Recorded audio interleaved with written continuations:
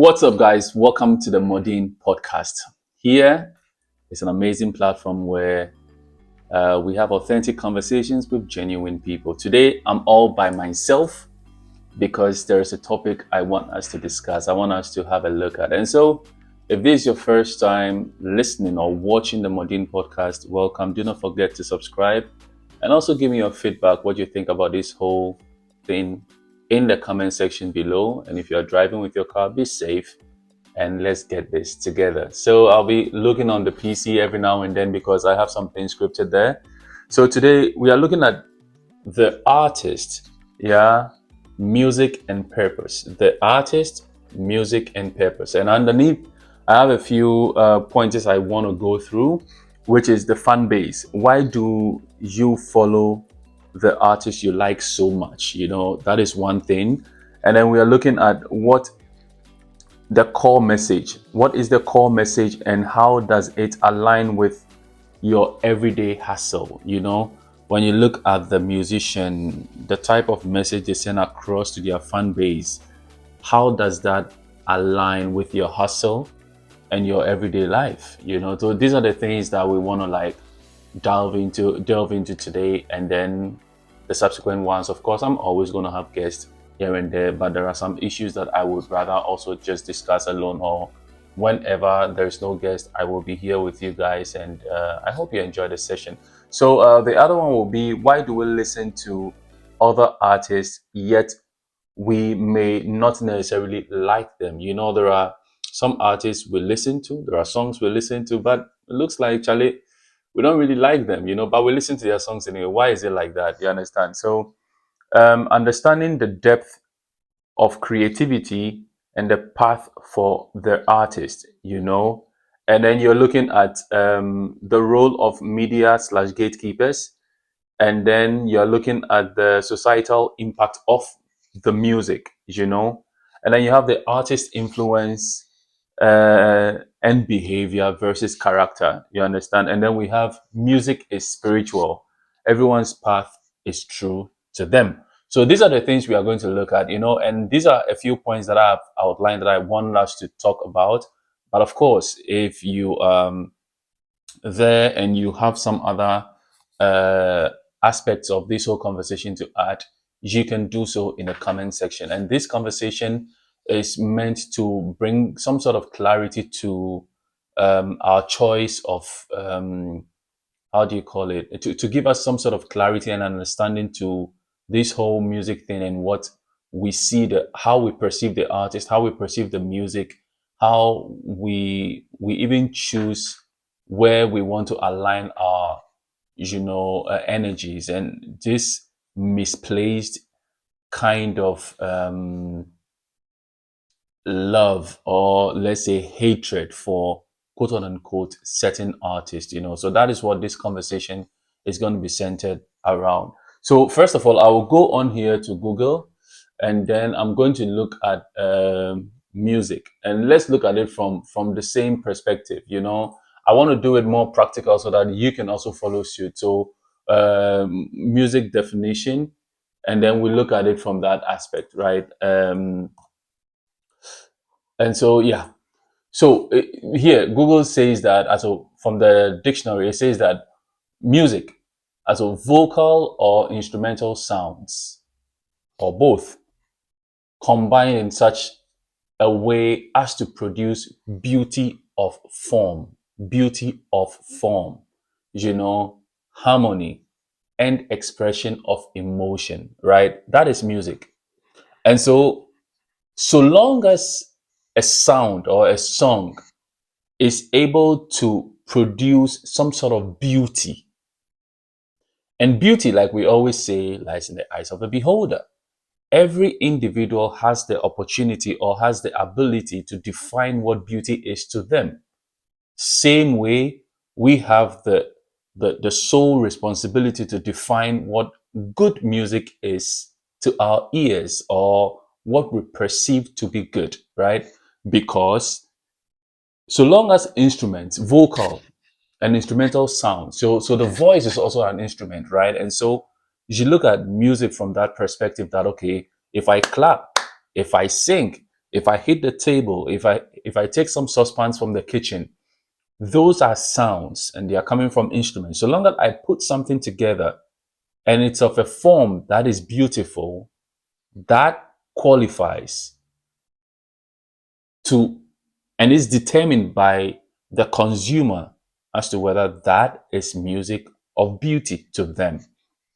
The second aspect of it is harmony. Harmony, how do all the musical pieces, the instruments, the voice, and everything come together? How do they gel together? Sometimes you listen to some song, like these days, like in the last 1 week, I've been listening to Tenny's Money. Tenny, the Nigerian artist, Money. Money can buy you happiness. That song. I just stumbled on it somewhere last week and I've been loving it. It sounds so pleasing to the ears. It gives you that kind of um, a relaxed feeling, more like I'm on a road trip kind of feeling. You understand those type of feel. And these are songs sometimes when you need some little motivation when you're down, you can listen to and feel very okay. You understand? And so when you look at it from that aspect, it is harmonious in its own nature. They aren't much with drumming and all that kind of stuff. It's more about, we have various forms of instruments one can use. You can choose to go with the percussions. You can choose to go to the string instruments and all that kind of stuff. Your voice and everything else. So long as it creates some sort of harmony where everything comes together in a peaceful way, and even that is still determined by the consumer. So there is no such thing as good music versus bad music, because whatever, there is one genre of music I do not like at all. That is metal, black metal, all those array of songs, those range of genre. I don't like them, because for me, to just sing in such a tone, I love the drum patterns though, because they are mostly offbeat. The drum patterns in the metal songs are usually offbeat. I love the way they are. But, when it comes to listening to a voice that sings, I don't like the way metal singers sound. That is personal to me, right? Does that take anything away from the beauty of the song? No, it doesn't. But then it informs my preference as to what I want and what I don't want. And the same thing applies to you out there listening to and watching this conversation right now. Any song that you choose to go for, you have a way about it. And these are the things that one cannot necessarily change. You understand? And don't get me wrong, our music taste change from time to time. There may be some genres that you may never have liked in the past, but now you certainly do like them and you want to do a lot more with them. You understand? So that is it. And the next part of it is an expression of emotion, right? This is the expression of an emotion. And so basically, expression of emotion with music has got different forms, right? Usually, the tones that are played via the keyboard, the guitar, the strings, all the sounds that you hear, those are frequencies, and those frequencies actually have a way of tempering with our emotions and how we feel. And so sometimes you can listen to a song, no words are spoken, nothing, just the instrumental, but then it either makes you sad, it makes you happy, it makes you feel on urge, it makes you feel excited. There is some degree of emotion that it arouses within you. You understand? But that is the communication. And also, you have the voice, the vocal part, because these are all part of the instruments. You understand? And so, when someone is singing, the type of words they are using, the raspiness in their voice could trigger something within you. So, it's an expression of emotion. So you see that mostly there are some artists, they are at their purest creative side when they are feeling a barrage of, let's say, emotions. They come under certain things. You see that most artists, when they go through some tough times, they come up with the most beautiful art pieces ever. And these are all part of the things that I want us to understand. So now that we understand the music and the bass, let's go into the fan base and why do we follow the artist we like so much. And so you see that intertwines with the second one, which is what is the core message, and how does it align with our everyday hustle, right? Somehow. So a fan base. Growing up, I used to listen to a lot of high life music, this old Adadim high life, right? And I just love them. It's not, let me say, first of all, I was forced to listen to them because, of course, my dad had those records. And so he would play them over and over and over again. And with time, I started developing some sort of love for it, listening to the likes of this Ga traditional group, Wulome, right?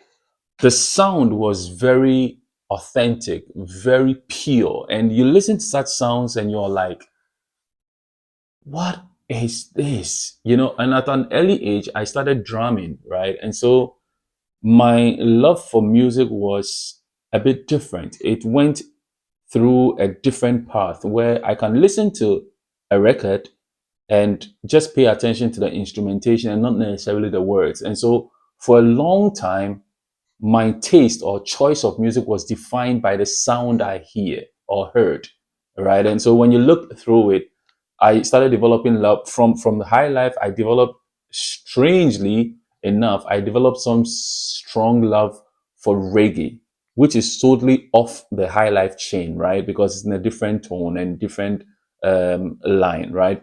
But then also came in jazz music, right? Because I just love the calmness of everything, the flow. And till date, these are the three ways I go. High life music, our indigenous high life music, then you go to reggae, and then you come to jazz. These are the three that can change my mood at any given time, right? Now, you choose the sounds based on how you feel about certain things or based on how you feel in general or what inspires you in that kind of way. Sometimes we just grow into it, but you look, for example, when it comes to reggae, my all-time favorite reggae artist is Lucky Dube. Now, why is it like that? Listening to Lucky Dube, I feel sort of like aligned with his message, the type of energy his music gives me. You understand? I typically don't like it when people are maligned in society, like when there is some sort of like um, one-sidedness where people are being punished for no wrongdoing of for something that is not of intention, that is not their fault. You understand? And so you have someone growing up, let's say in the zongos, right? And you have someone growing in the slums, all those type of things, right? They didn't choose it, you know. Their life started from that angle, and the environment informed how they behave and how they move in this life. And so when such people are sidelined in our society because of their upbringing, because of the things that they've been through, I feel some sort of pain towards that, right? And so anyone who stands up for such people in the society, I naturally have a link to them. And that is how I inform myself on how I'm choosing an artist that I like in that kind of sphere. So if you look at all the artists that personally I have something connected to them, like Lucky Dube himself, right? It's a story of someone always fighting the system so that others can have a better life. You understand? So what is your reason? As a fan, when you look at why do you follow the artists that you follow? Why do you like them? Is it the message in their song? Is it um, the rhythms they play? Is there something in particular about the song that identifies with you, that gives you a certain peace of mind whenever you listen to their songs, right? And then the point number two is what the core message is. So, and how does it affect your everyday life? You look at someone like Lucky Dube, for example, may he so rest in perfect peace. His main message was usually political and also issues of love, right? And I remember as a kid, there was this song he played that I listened to a lot, Taxman, right? Where all that he's trying to say is that when he pays his bodyguard, to guard his body, to guard his properties, to protect everything else, right? He pays, let's say, his driver to drive his car, right? He pays the gardener to keep his home and everything clean. Like, I mean, the garden, the landscaping and everything very nice. And then you pay your architect to draw up a plan.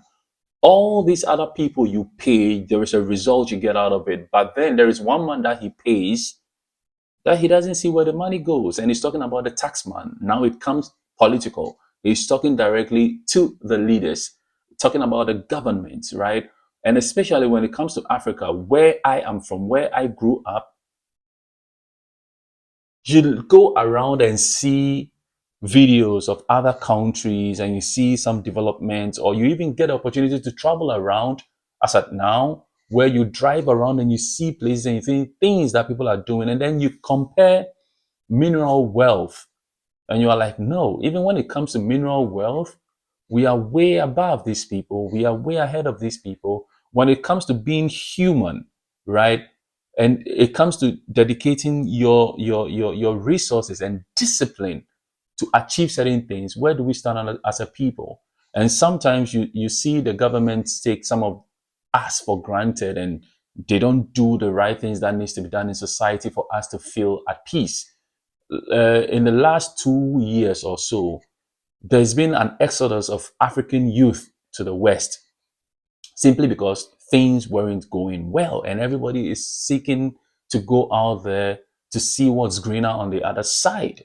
You understand? And these are the things. So when you're following an artist, what is the message and how does it align with your everyday hustle? Someone like Shatawale is preaching for the ghetto youth to go out there and strive to make it for themselves. It's like nothing will work for you. Nothing. If you sit down waiting for the government to help you out, it's not going to happen. If you want your mother and your father to help you out, it's not going to happen.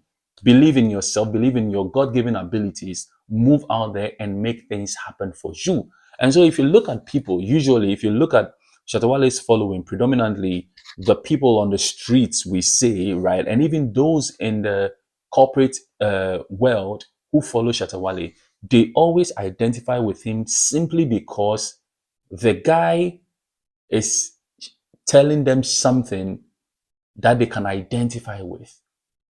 It is a struggle, something that is within that you feel connected to in a way. So you pick the artist, you pick the message, and you go with it. Someone like Kofi Kinata, his message is more of life and life's general advice. You know, so Kofi Kinata's songs will touch on everything life has got to offer, but he does it in the form of humor, good high life overlays, and then throws in the advice over there for you. And I know people who just love Kofi Kinata because it is Kofi Kinata and that is what he does. You understand? And there are artists that when you listen to, you know, oh, when I go listen to this artist, it's not about a message, it's about excitement. I can dance. I know whenever they play something for me, I want to shake myself. I just want to go out there and get crazy. That is probably your reason.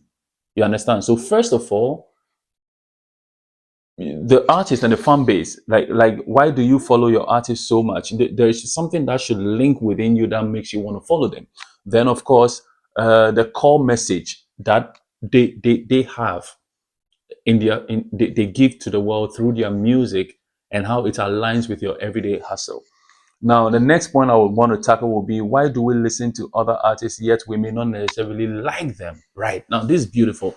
You see, there may be some artists that you don't like. I made preference to the choice of music um like the metal or black metal, right? That I personally do not like.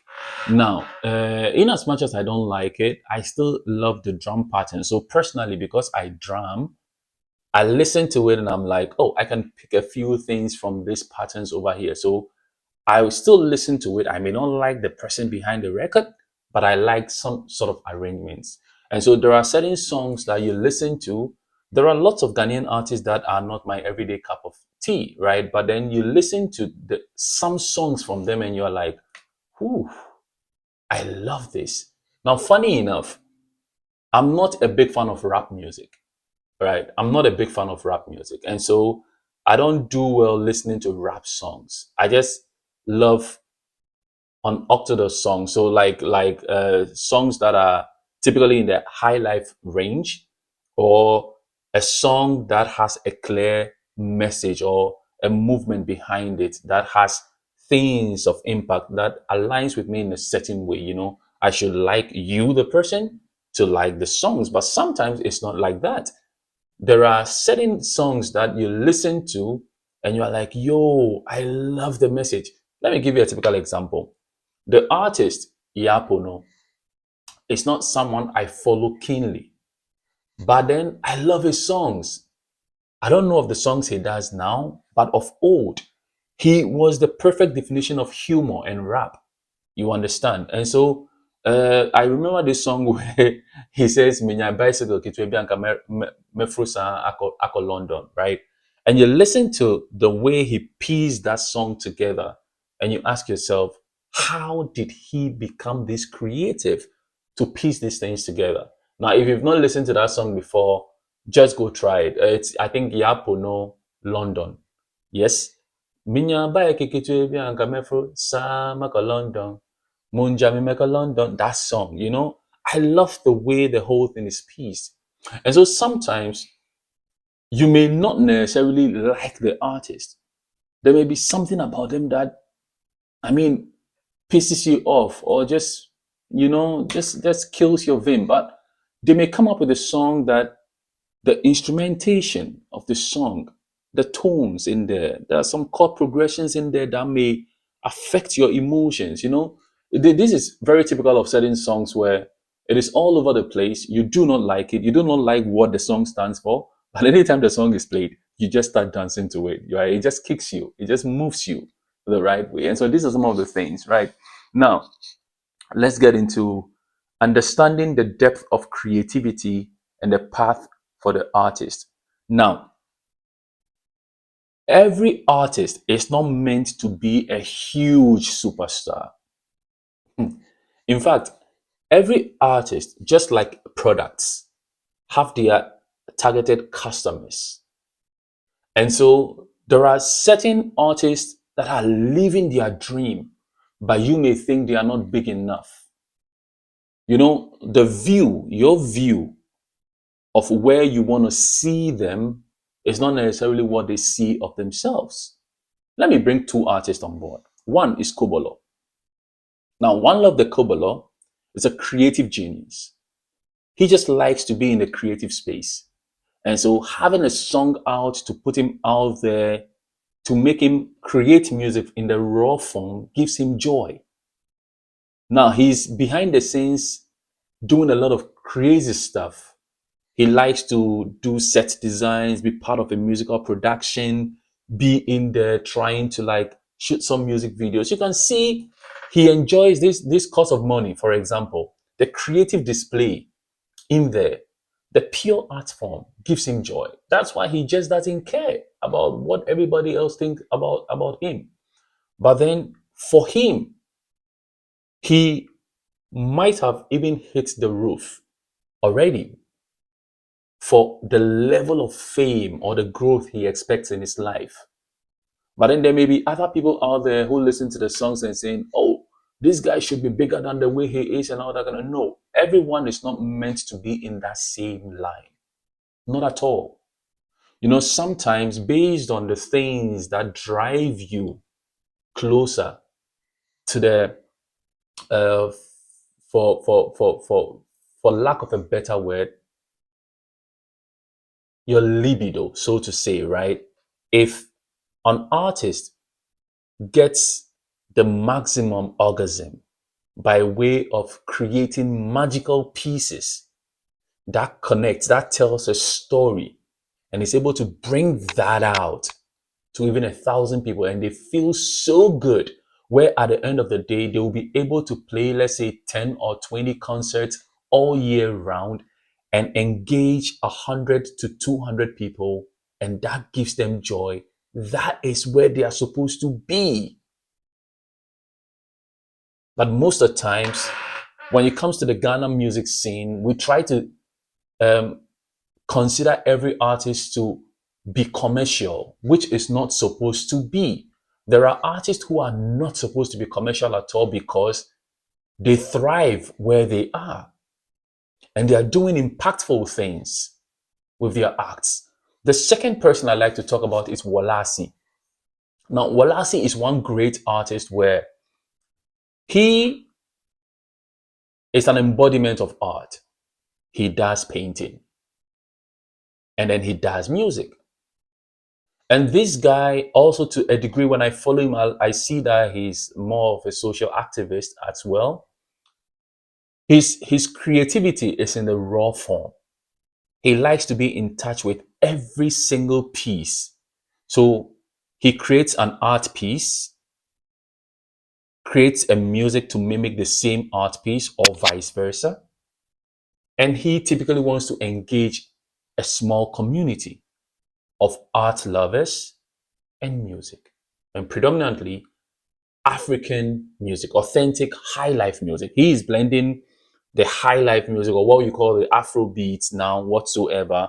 But then he has this natural flowing element in there, that these traditional elements of songs or instrumentals that makes you have like a good feel about the whole song. And so for him, being able to host his annual event where he is showcasing artworks that he painted himself, you know, he sat down, envisioned what is supposed to go there via his feeling, and being able to create another art piece in the form of music to marry that artwork.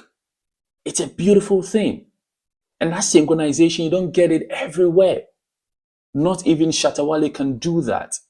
Not even a Stonebwoy can do that. Not even a Sarkodie can do that. But the artist Walasi is a genius in his own right. And in that realm, he is a superstar. But Walasi is not meant to be commercial.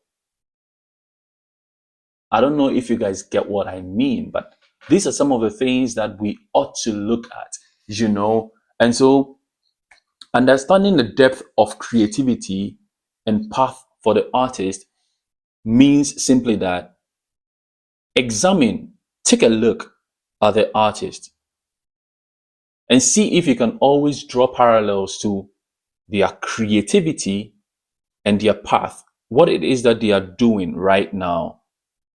Are they seeking for that commercial validity from anybody? Perhaps not. They may feel very, very good doing the things that they are doing. You know, some of them consider themselves more like these comedic rock stars, where they come out there and then they have one beautiful piece of art where they want to showcase and share music. Let's look at an artist like Mr. Easy. Mr. Easy is somebody who loves and thrives in business. He just loves the business, but he loves the music business too, right? So he likes to be in entertainment, events, wants to give you a mesmerizing party, a feeling where you go in there and you be like, yo, I got the best out of this. For, for a long time, people who go to his parties know exactly the feeling they get when they go to a Mr. Easy party, right? He started with events, landed in music, creating the music, and then now back to doing business and events and trying to use the platform music has given him to accelerate other things that he finds very important. But they are all connected to the arts. And this is the thing. This helps us not to put so much pressure on certain artists. One artist I can also mention is Ifia. Ifia is a songstress. Ifia likes to deliver some sort of soul, spiritual journey when you're following her music. She likes to take anybody's song and turn it into an art piece and perform it on stage and all that stuff. Ifia doesn't have to bring out a hit song every single year.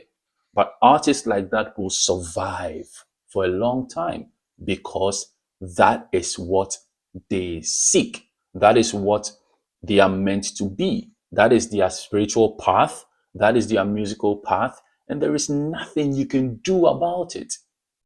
You know, so we need to understand these things so as to avoid unnecessary pressure we put on our artists. And when you see certain music stars coming, it isn't everybody who is supposed to get to the top immediately, because fame can actually kill easily. You understand? Let's get on to the next point. So, role of the media and gatekeepers. Now, this is very important for the artist, wherever they are. In order to get their works to the masses, it has to go through the media, either the social or the traditional media, whichever way. Now, if you're someone who is targeting the commercial value, there are different things you should do and how you should align. And this, I said slash gatekeepers because they go hand in hand. You understand? Sometimes you may not necessarily get access to the media, the traditional, the legacy media. You may not necessarily get access to them, but then via networks, people you meet, people you come in touch with in the musical, someone like Bola Ray is a strong gatekeeper in our industry. KOD, for example. These are people who have connections to media houses. These are people who have formed certain bonds over the time. And when you align with them, they can get you further in your musical game, right? And you have DJs, you have radio presenters, you have media personalities, you have bloggers, you have vloggers, even conventional way of doing things now, the unconventional ways, right? You can connect with even someone like Sweet Ajeli. Sweet Ajeli does cooking on her channel and all that stuff. You can align with such creators to push your work out there. But then the question is, what or who is your target audience? Your target audience will determine where you are headed to, or how you would want to reach them, the medium through which you reach them, right? So if your audience are all on the streets and they don't know anything about social media, and then you cannot reach them via social media. You understand? You can find other ways, like maybe probably hiring some DJs to play some music in a track while you drive through town and reach them that way, because those are the places you can reach them.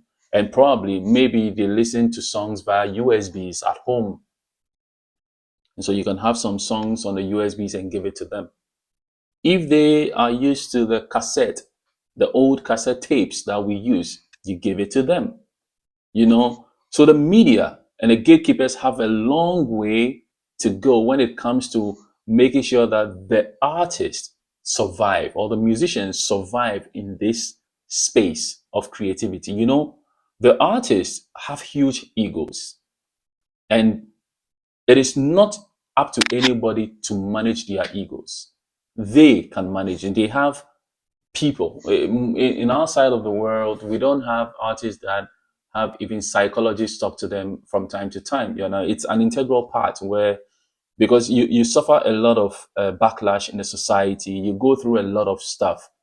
And usually, when you calm down to your central point, you need someone to talk to you, to talk you through some of the things, not to correct you, but someone you can speak to, someone you can vent, you know, and be able to remain vulnerable in a state where it doesn't necessarily destroy your ability to create, right?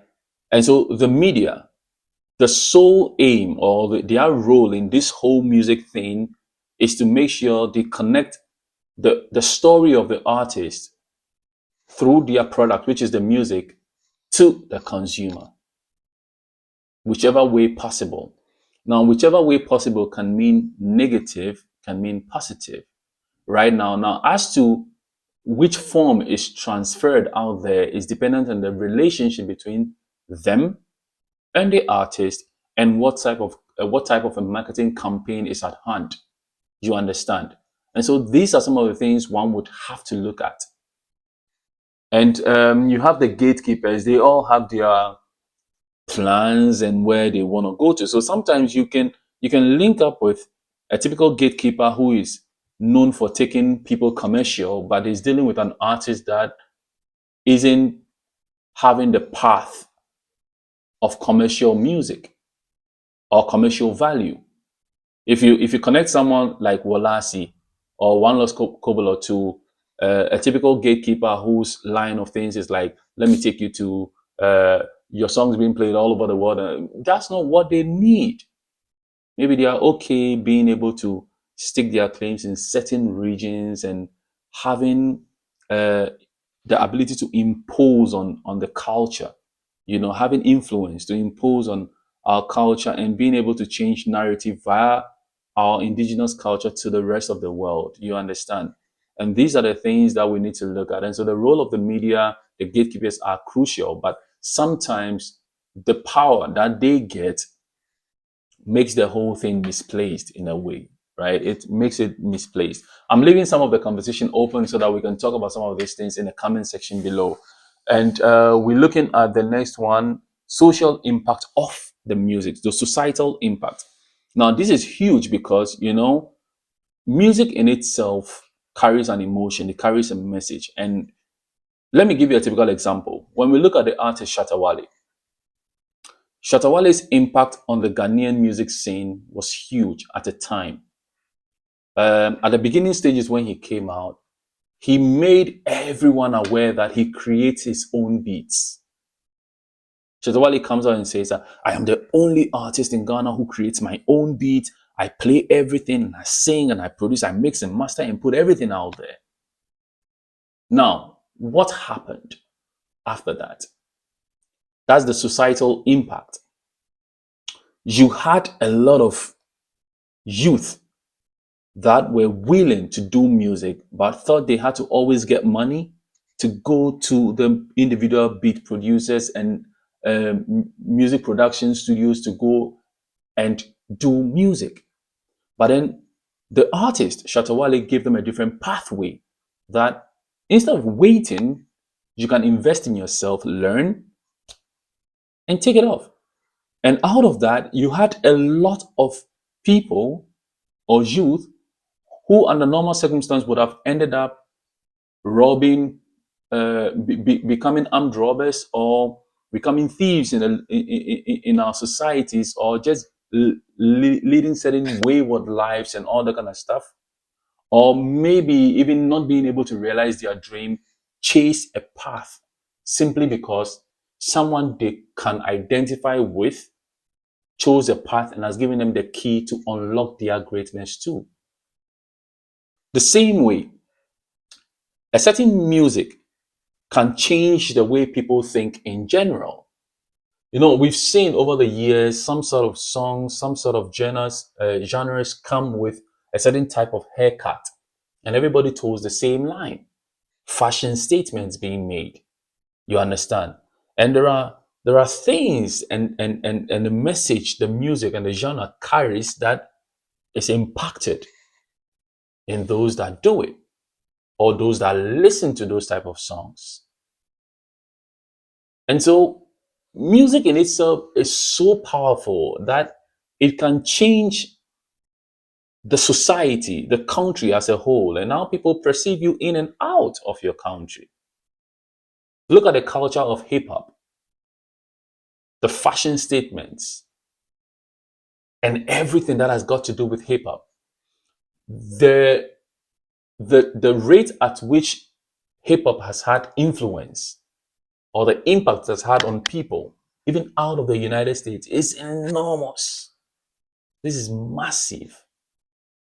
So the societal impact is one thing, but also it's something that the governments can take advantage of and say that, hey, let us try to clean our music space by trying to delve more into this type of music. Let's change the message. Let's leave them the free will, but let us sort of like give some sort of incentives. I would say artists that can make songs that are going towards this direction may get this help from government, may get that, or may get that, or may get this push. Those type of things will start changing the mindset of people. And so we shouldn't always look at music as just a thing for fun, for excitement, and all those kind of stuff, because it does have a true impact on us. One song can make people go crazy and do crazy stuff. Just imagine when Patapa's One Corner came. It swept the whole country, where you see people you tag responsible just leading one corner and doing their own thing when the song comes out. It feels like they've been possessed, so to say, right? And that is just how the whole system of music is. It springs your emotions into play, and there isn't much you can do. Actually, when music gets hold of you, there isn't much you can do. But we can actually use music to turn a lot of things around, because these are frequencies. The frequencies can alter a lot of things within our structure as humans, our thoughts, the way we think, the way we do things, our mood. It can control a lot of things. But then it's a magical tool that can either be used for productivity, or it can run everything else down, right? And so we talk about the artist influence and behavior versus character. Now let's look at something. Sometimes we misunderstand certain things, right? We misunderstand certain things. Let's look at the definition of behavior. I want us to look at something, right? And so definition of behavior is simply here that the way in which one acts or conducts one's self, especially towards others. So it's person to person based. It is the way I relate to you. I may see you today, you may be rude towards me, and that would dictate how I also relate to you. And that is behavior, right? Okay. Now let's go to character. Now, character is saying the mental and moral qualities distinctive to an individual. Now, that is the true nature of how they are. And so, if they meet 1,000 people,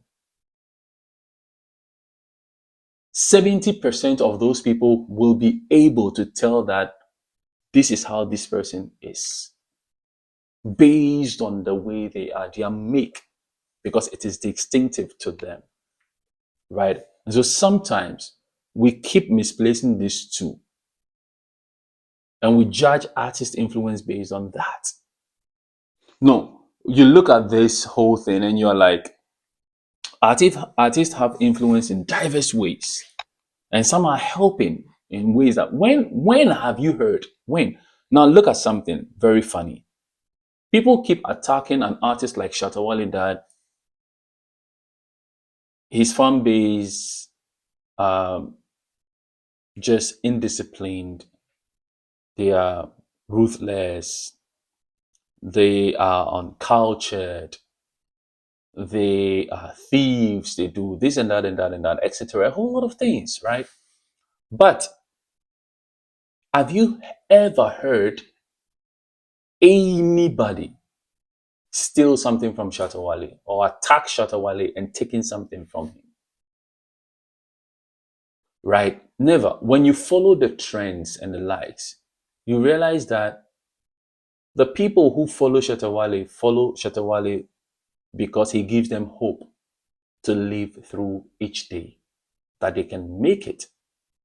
That is the influence over there. And so if Shatawale is fighting against societal bridges or societal images that have been built to scare the individuals on the streets from achieving their overall greatness, of course, the way you meet him is how he's going to behave towards you. It doesn't necessarily tell you that that is his character.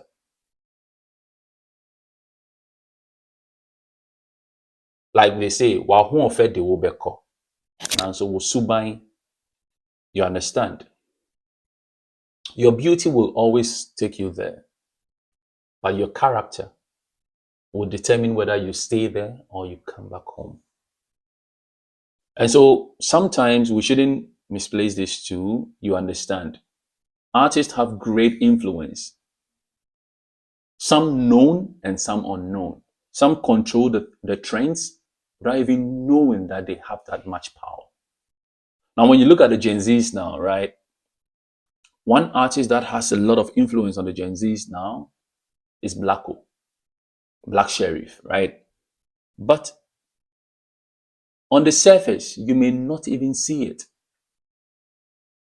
But if you truly want to understand the depth of control Black Sheriff has over these people, look in the fashion trends. Just the little things. And then you will start understanding the depth of control he has over those people. Right? And so this point also links back to the media and gatekeepers, where we stifle someone's growth simply because we are not able to differentiate between a behavior they put up based on someone else's attack on them, or someone else's utterance, or someone else's engagement with them. And we just define that. We define them by their behavior as their character. And based on that, we take heavy stance on them. That is something that we look at. Music is spiritual. Everyone's path is true to them. This is what I mean by this point. You see, when you look at the whole musical scene, each individual artist was sent here on earth to perform something specific. They all have their journeys.